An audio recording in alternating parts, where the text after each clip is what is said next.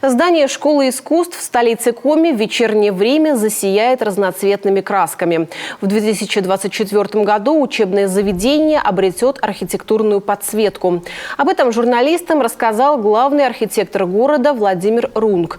К слову, в центральной части города уже выделяются подсветкой здания Госсовета, администрации главы и колледжа искусств.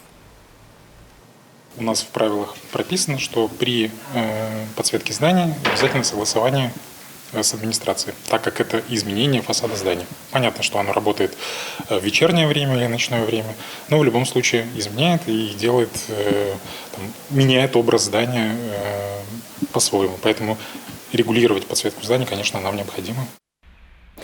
В этом году специальной подсветкой украсят также здание управления культуры города, в том числе и в пригородных поселках. К слову, не каждое строение возможно подсветить. Это зависит от архитектурных особенностей. Например, на исторических или классических зданиях нельзя использовать динамическую подсветку. А в статике чаще используют теплые оттенки, которые на севере смотрятся особенно хорошо.